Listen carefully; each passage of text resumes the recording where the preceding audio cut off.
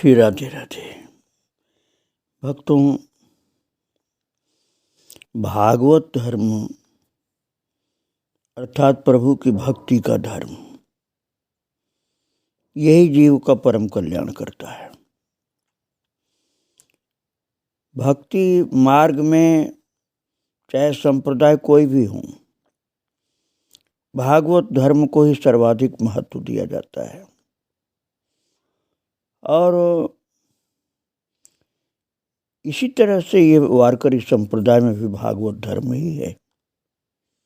ये कोई निराला क्रांतिकारी धर्म नहीं है। ये भागवत धर्म भी भक्ति का ही धर्म है, अर्थात प्रभु की प्रीति में आसानी से हम आगे बढ़ते चलें, बाधा कोई न पड़े, अहंकार और अन्य तमाम दोषों से मुक्त रहें। ये इसमें लक्ष्य होता है, प्रभु की भक्ति प्रीति में बढ़ते रहें आगे।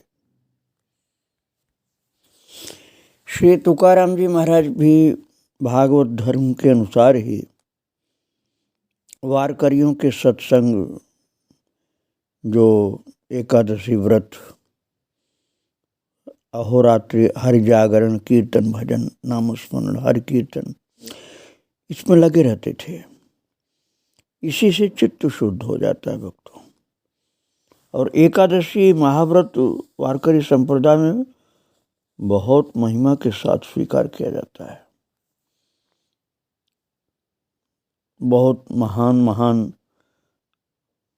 संत, भक्त, राजा, सब लोगों ने इस व्रत को करके भगवत चरणों की शरण प्राप्त किया था। भागवत जी में आपने पढ़ा ना, सुना है, अम्बरीश जी का चरित्र। ये भी एक आदर्श उदाहरण थे। और इनको भी बहुत भाव से स्मरण करते हैं वारकरी संप्रदाय में। वारकरी संप्रदाय में अपना मुख्य तीर्थ पंढरपुर को मानते हैं। और पांडुरंग भगवान जो पंढरपुर के प्रभु हैं, उन्हीं के साथ प्रीति, उनको सुख स्वरूप माना जाता है। और वहाँ पर जो नदी है चंद्रभागा, उसमें स्नान करो, हरि कथा में लगो। विट्ठल भगवान की भक्ति ही जीवन है। और कीर्तन एक महान धन है। इसके लिए चाहे भिखारी बनना पड़े, पंढरी का वारकरी बना रहूं, ये वारकरी संप्रदाय का नियम होता है। जैसे उत्तर भारत में जात बोलते हैं तीर्थ यात्रा को, ऐसे वहाँ पर उसको वारी बोलते हैं। और मुख्य रूप से आषाढ़ के महीने में और कार्तिक के महीने में ये वारी का समय जब निकट आता है, तब तुकाराम जी और उनके मित्र लोग, भक्त लोग बहुत उत्साह के साथ इसमें चलते थे महाराज। संतों का मेला चलता था, उनकी पदधूल में लौटते थे और विट्ठल का नाम गाते हुए, जय जय राम कृष्ण हरि कीर्तन करते हुए, बहुत भाव से इसमें सामूहिक संकीर्तन होता हुआ वारी अर्थात ये यात्रा चलती है। परम ज्ञानी श्री ज्ञानेश्वर जी महाराज ने भी इस तरह के कीर्तन भक्ति का बहुत आनंद युक्त वर्णन किया है। ज्ञानेश्वरी में भी उन्होंने कीर्तन के नट नृत्य में बहुत अगाध महिमा का वर्णन किया है। ये कीर्तन प्रभु को बहुत प्रिय है। इसीलिए तो भगवान ने कहा था नारद जी से, ना हम वसामि वैकुंठे योगिनाम हृदय न च मद्भक्ता यत्र गायन्ति तत्र तिष्ठामि नारद। हे नारद, मैं उतना वैकुंठ और योगियों के हृदय में भी प्रेम से नहीं रहता हूँ जितना मेरे भक्त लोग भाव से जब मेरे नाम गुण कीर्तन को गाते हैं, तब उनके पास रहता हूँ। नाहं वसामि वैकुंठे योगिनाम हृदये न च मद्भक्ता यत्र गायन्ति तत्र तिष्ठामि नारद। मैं वहीं जाकर प्रेम से बैठता हूँ, आनंद से, जहाँ भक्त लोग नाम गुण का कीर्तन करते रहते हैं। भक्तों, वारकरी संप्रदाय में कुछ कीर्तन के नियम बताए जाते हैं। कथा काल की मर्यादा के अभंग गाए जाते हैं वहाँ। उसमें पहला नियम है, सप्रेम अंतःकरण से जो कोई ताल, वाद्य, गीत, नृत्य की सहायता से भगवान के नाम और गुण गाता है, उसे भगवत रूप ही मानना चाहिए। गाने वाले को, अर्थात उन संत को जो गा रहे हैं प्रभु का नाम गुण, नम्रता पूर्वक वंदन करना चाहिए, उन्हें प्रभु का रूप मानना चाहिए।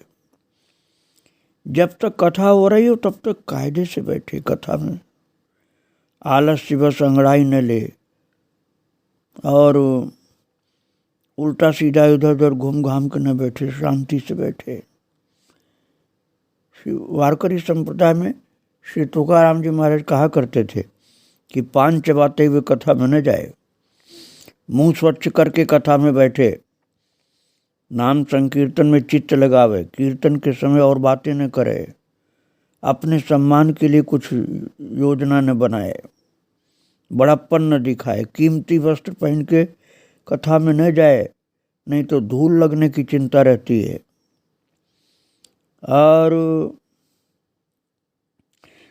किसी को धक्का दे करके नहीं बैठना चाहिए, सबसे छोटा अपने को मानना चाहिए। और जो वक्ता हैं नाम गुण कीर्तन भगवान की कथा सुना रहे हैं, उनका सम्मान करना चाहिए। और जब मौका लगे तब उनका पूजन करना चाहिए। कथा में विक्षेप डालते हुए पूजन नहीं करना चाहिए। श्री तुकाराम जी कहते हैं, सद्भाव ही मुख्य है। भाव बिगाड़ करके पूजन करना या कुछ भी करना अच्छा नहीं होता, इसलिए अच्छे भाव के साथ करना चाहिए। परोपकार का व्रत लगातार सावधानी के साथ रखना चाहिए, किसी को अपने से कष्ट न हो और उनकी सहायता बन जाए, ऐसा करना चाहिए। श्री तुकाराम जी का जीवन परोपकारमय था, क्योंकि संत थे ना। संत दूसरों का कार्य करने में अपने धर्म का पालन समझते हैं। शरीर से कष्ट करके भी उपकार करते थे।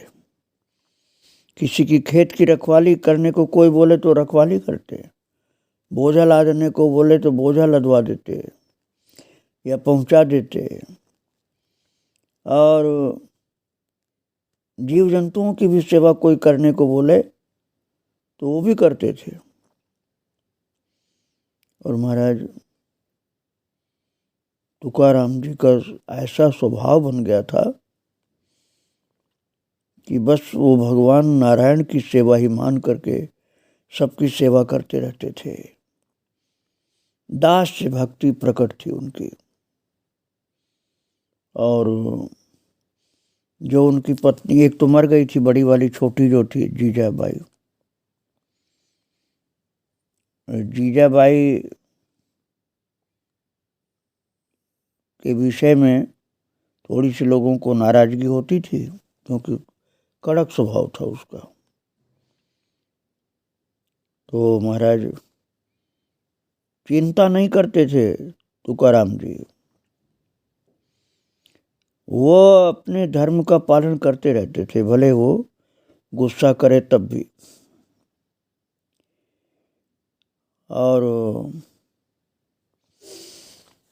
उसका फल ये होता था कि बाद में उसको भी शांति मिलती थी, पहले भले गुस्सा कर लेती थी। सेवा करने में उनको बहुत आनंद मिलता था। जैसे कथा चल रही है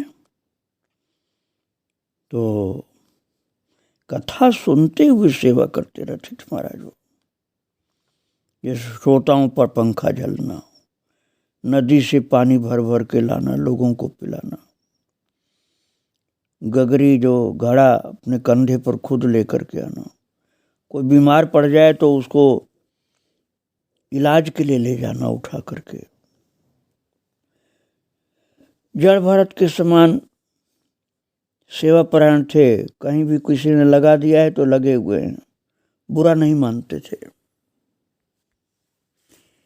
एक बार तो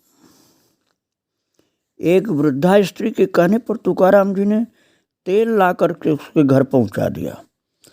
ये तेल सदा से बहुत अधिक दिन चलता रहा। मतलब तो वही जो तेल जैसे किसी का लाया हुआ चलता था 10 दिन, तो उनका लाया हुआ कई महीने चलता रहा। तो ये गांव में बात फैल गई क्योंकि तुकाराम जी महाराज जो तेल लाए थे वो तो बहुत दिन चलता है। फिर तो अपने अपने तेल के पीपे ले जाकर लोग तुकाराम जी के गले बांध आए कि हमारे यहाँ भी तेल आप ही पहुँचाइए, क्योंकि आप तेल लाते हैं तो बहुत दिन चलता है। अब तुकाराम जी की पीठ पर भारी बोझा लोग लादने लगे कि हमारे घर भी आप ही तेल पहुँचाएं, क्योंकि आपके द्वारा लाया हुआ तेल बहुत दिन चलता है। अब जीजाबाई को क्रोध आया कि उसके पति को सब लोग सता रहे हैं। और एक बार एक किसान उन्हें रस पिलाने के लिए अपने खेत पर ले गया, और रस पीने की इस न्योते की बात जब पता चला तुकाराम जी की धर्मपत्नी को, तो उसने कह रखा था कि किसान ऊख की गन्ना अर्थात देगा तो बच्चों के लिए लाना। तुकाराम जी खेत पर पहुंचे, बड़ी भक्ति से किसान ने रस पिलाया और गन्ना उनको दे करके विदा किया। और गांव में पहुंचे थे, कथा बहुत प्रसिद्ध है भक्तों, आप लोगों ने भी सुना ही होगा। तो जो जो मांगते गए तो उन्होंने कहा अच्छा खींच लो बेटा, पीछे से खींच लो। तो लोग खींचते गए तो महाराज फिर तुकाराम जी किसी को तो मना नहीं करते थे, उदार चित्त थे ना। घर में आने पर वो नाराज हुई बहुत, और उनकी तो दया बहुत ज्यादा थी। एक कथा तो ऐसी मिलती है कि तुकाराम जी की पीठ पर उसने मार दिया था गन्ना और टूट गया था। और एक कथा ऐसी भी मिलती है कि तुकाराम जी समझाने लगे उसको कि देखो सब बच्चे अपने ही तो हैं, और तेरे 3 बच्चे हैं, इसलिए पांडुरंग ने 3 ही गन्नाएं भेजा है, एक एक दे। उनकी बहुत सी कथाएं हैं जिनमें से हर जगह पीठ पर गन्ना मारने वाली बात नहीं मिलती, कहीं मिली लिखी होगी इसलिए लोग उसको बोलते हैं। और भक्तों परोपकार में जीवन था उनका। भाव इतना ऊंचा था कि वो बोलते थे कि जो भगवान की भक्ति कर रहा है, मैं उनके घर में दासी पुत्र भी बन करके रहूंगा। पंडरी का वारी जिनके यहाँ है, उनके द्वार का पशु होकर रह सकता हूं मैं।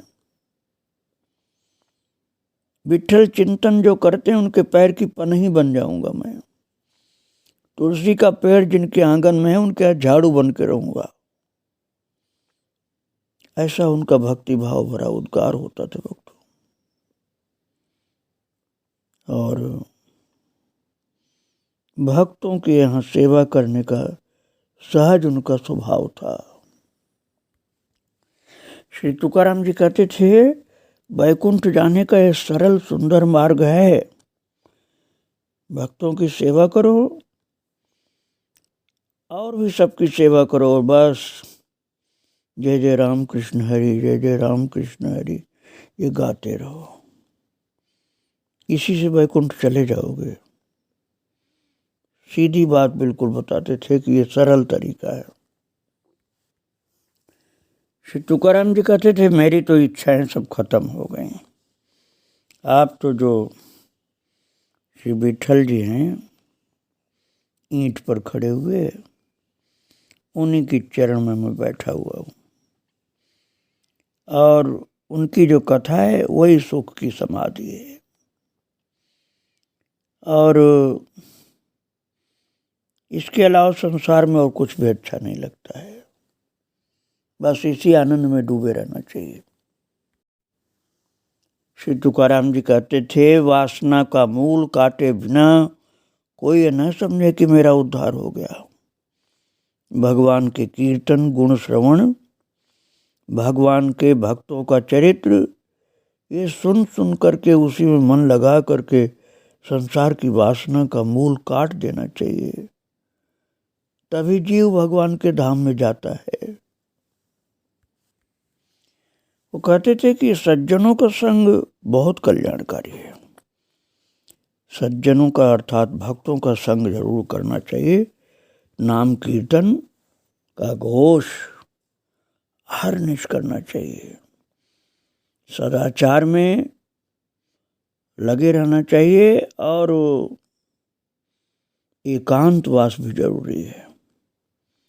गंगा स्नान, भागवत भजन, पूजन, तुलसी परिक्रमा, इंद्रियों को संयम के साथ ये नियम सावधानी के साथ निभाना चाहिए।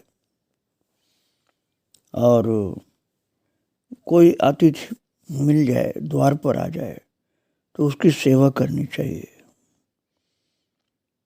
और एकादशी व्रत का नियम करना चाहिए। परधन, परदारा, परनिंदा से बचते हुए प्रभु के नाम का चिंतन करते रहना चाहिए। इन्हीं साधनों से भगवान की प्राप्ति होती है। श्री तुकाराम जी कहते थे कि चित्त को शुद्ध करके भाव से गीत गाओ। ये तुम भगवान को चाहते हो तो ये सुलभ उपाय है। मस्तक नीचा रखो, संतों के चरणों में लगो, औरों के गुण दोष न सुनो, न अपने मन में लाओ। तुका कहता है, कुछ थोड़ा बहुत उपकार भी बन जाए तो करते चलो। इसी से साधो भगवान दया करेंगे। और दूसरे से आशा नहीं रखो,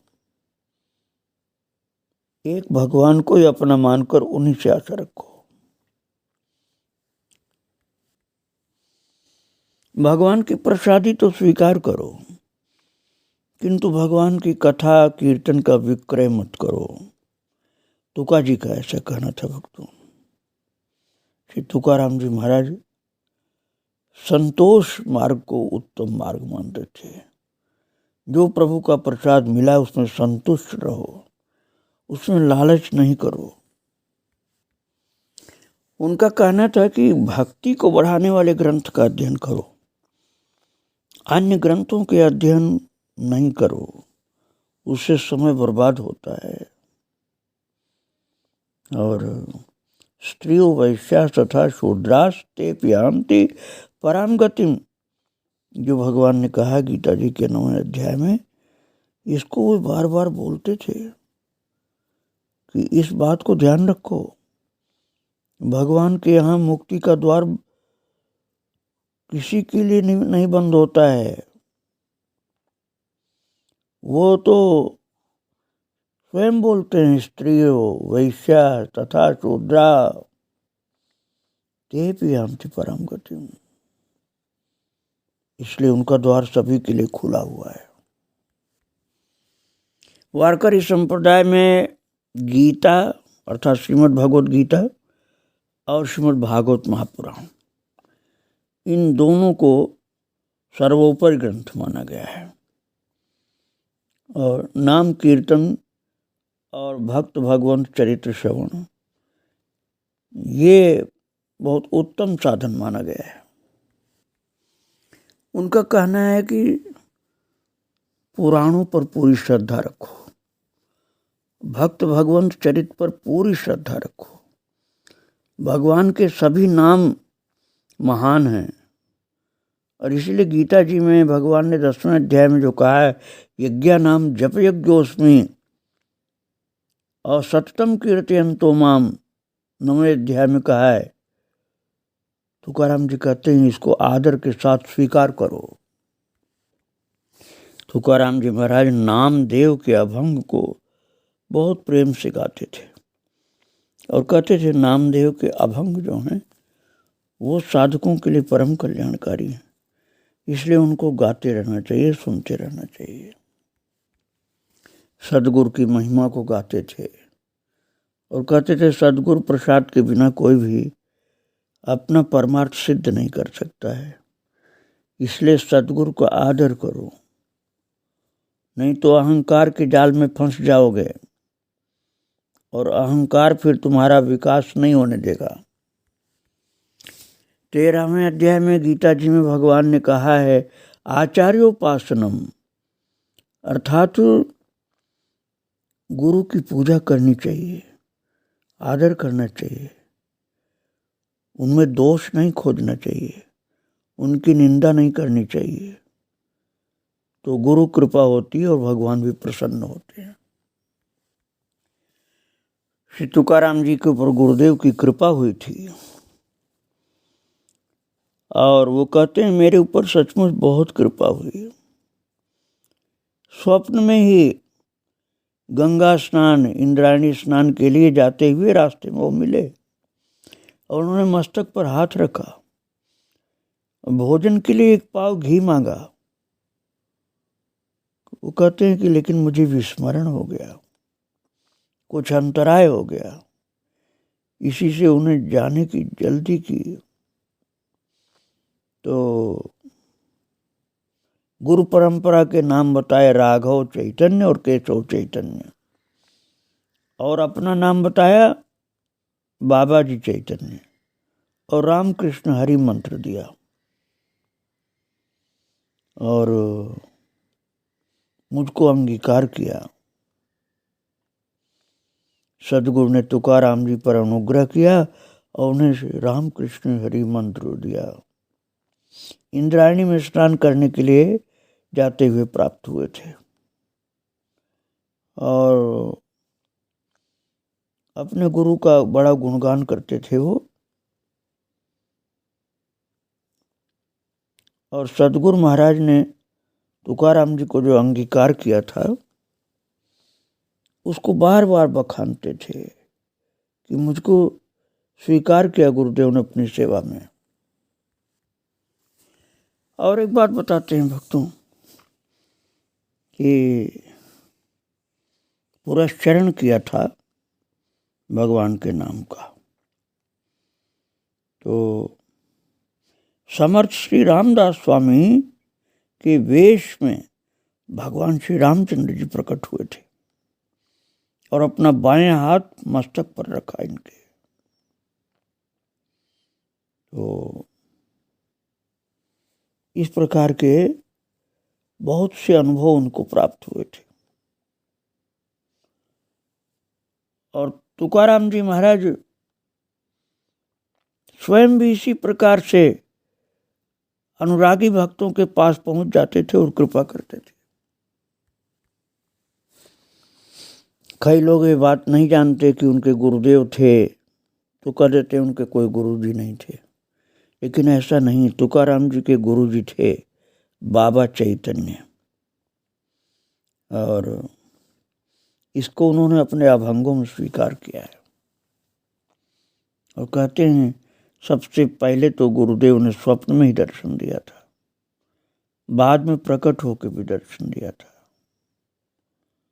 और कृपा की थी, सेवा भी ली थी मुझसे। भक्तों जो चैतन्य महाप्रभु हुए बंगाल में, कई लोग समझते हैं वो गुरु थे, वो नहीं थे उनके गुरुदेव। ये चैतन्य जो चैतन्य बाबा नाम के थे, ये महाराष्ट्र के ही थे, जो श्री तुकाराम जी के गुरुदेव थे। इनका वास्तविक नाम था श्री राघव चैतन्य, सिद्ध पुरुष थे और भगवान श्री कृष्ण के परम भक्त थे। तो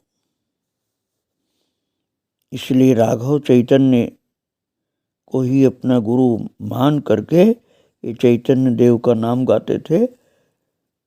तो कई लोग समझते थे कि बंगाल के चैतन्य महाप्रभु, तो ये कहते थे नहीं नहीं, वो भी भगवान के अवतार थे श्री चैतन्य महाप्रभु, ये तो हमारे गुरुदेव श्री राघव चैतन्य थे, और इन्हीं की कृपा से मेरे अंदर भक्ति प्रकट हुई थी, ऐसा तुकाराम जी कहते थे। श्री तुकाराम जी का कहना था सत्संग करो, कीर्तन करो, ये तो अच्छा है, लेकिन अरतिर जन संसदी, जन समुदाय की भीड़ भाड़ में मन नहीं लगना चाहिए, एकांतवास में ही मन लगना चाहिए, और कुतर्कियों से बचना चाहिए। एकांतवास करना संत के लिए, साधक के लिए बहुत आवश्यक है। और बोलते थे महाराज जी कि अपनी चित्त शुद्धि के लिए अपने दोषों को भगवान से कहो, सुनाओ उनको कि मेरे अंदर ये दोष है, तो तुम्हारे दोष नष्ट हो जाएंगे और चित्त शुद्धि अपने आप हो जाएगी आसानी से। श्री तुकाराम जी कहते थे कि जो अन्य संत थे, जैसे समर्थ गुरु रामदास जी महाराज और कई ऐसे संत जो उनके समय के नहीं थे, उन लोगों ने भी प्रकट होकर के तुकाराम जी को दर्शन दिया था। उनका कहना था कि भक्ति के मार्ग में ही वास्तविक श्रेष्ठता है, और जो मार्ग हैं वो अच्छे हो सकते हैं लेकिन वो श्रेष्ठ नहीं हो सकते हैं। श्रेष्ठ कल्याणकारी मार्ग भक्ति का ही है, इसलिए भक्ति मार्ग में ही साधक को लगना चाहिए। कभी कभी भगवान के दर्शन की तीव्र उत्कंठा के कारण भगवान से प्रेम कलह भी करते थे, दर्शन के लिए छटपटाते थे तो प्रेम कलह करते थे, गुस्सा भी करते थे, भगवान को खींच करके कुछ भी बोल देते थे। लेकिन कीर्तन, भक्ति, भजन, इसमें कभी भी असावधानी नहीं करते थे। प्रेम के कारण भगवान को बोलते तो कुछ भी थे, लेकिन अतिशय प्रीति उनकी रहती थी। संतों भक्तों के चरणों पर बार बार मस्तक रखते थे, भाव विभोर होकर अश्रु विमोचन करते थे, और पुकारते पुकारते कंठ सूख जाता था तो रोने लग जाते थे, और तब भगवान कृपा करके उनको दर्शन दिया करते थे। इनके विषय में आगे आपको और सुनाऊंगा। आज महाराज जी को प्रणाम करके यहीं विराम दे रहा हूँ। श्री राधे राधे, जय श्री राधे राधे।